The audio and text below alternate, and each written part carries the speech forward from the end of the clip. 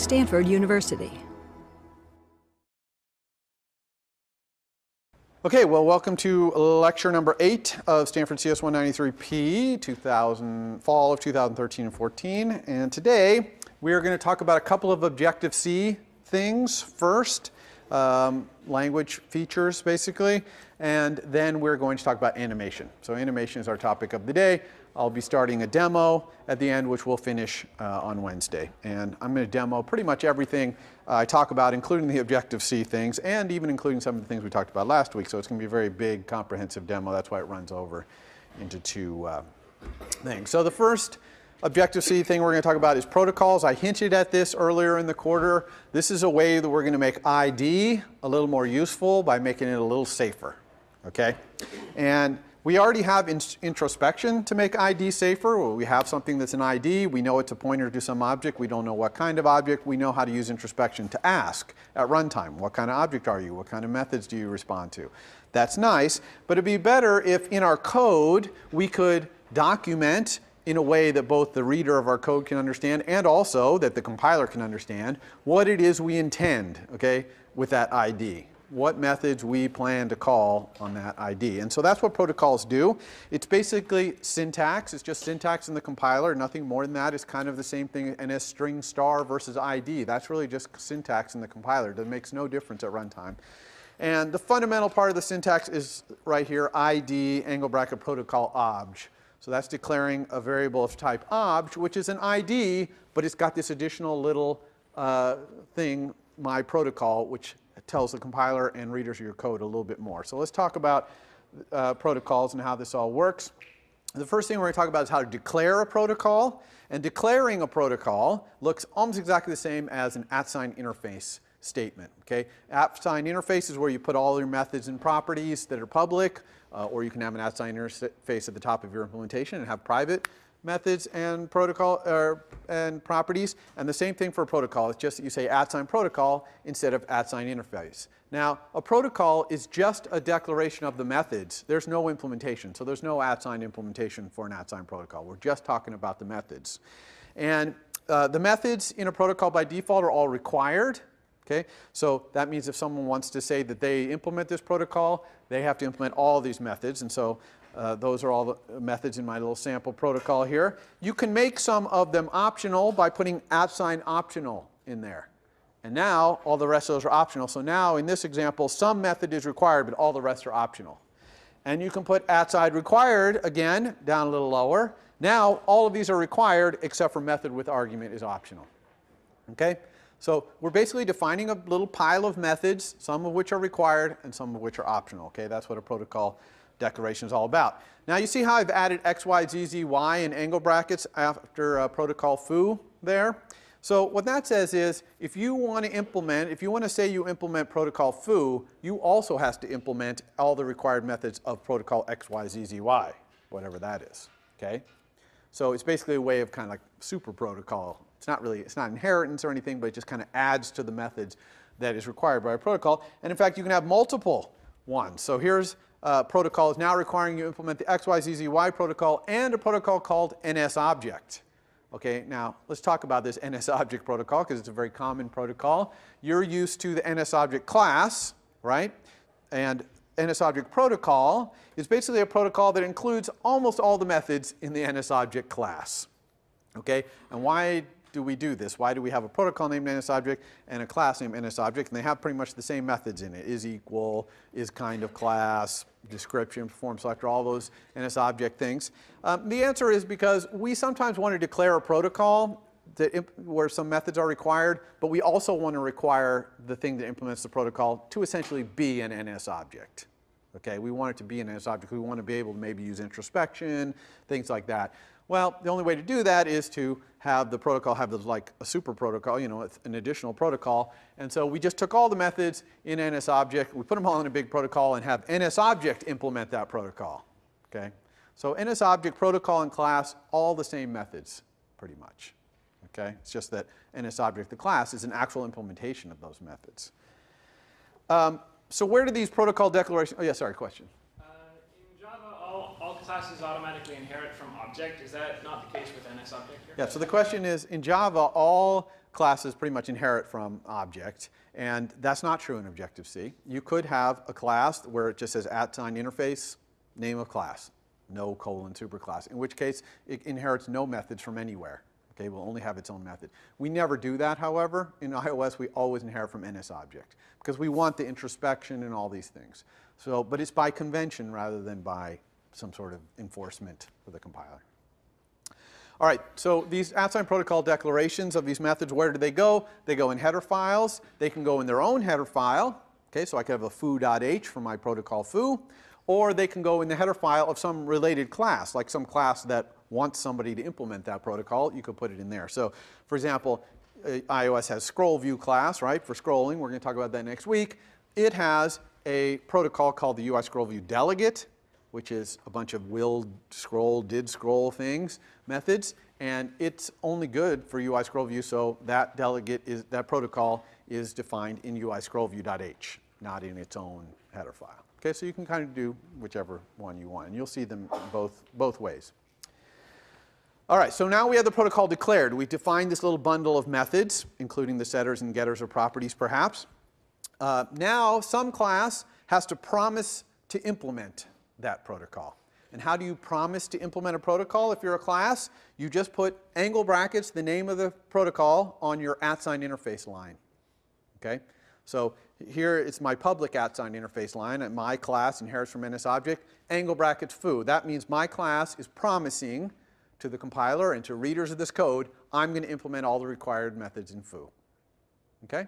So I'm just making that promise. And you can make the promise publicly like that, or you can make the promise privately by putting it in your @interface, my class, parentheses thing that goes in your implementation. Okay, you can just put it there if you want. That's if you only need to be able to implement that. You're only required to implement that protocol for something that's in your implementation only. Okay, not any public thing. Okay, so now I've got a protocol. I've got an object, at least one, that signs up to implement it. Now what? Well, now I can declare variables that are IDs with the additional requirement to implement the required methods of a protocol.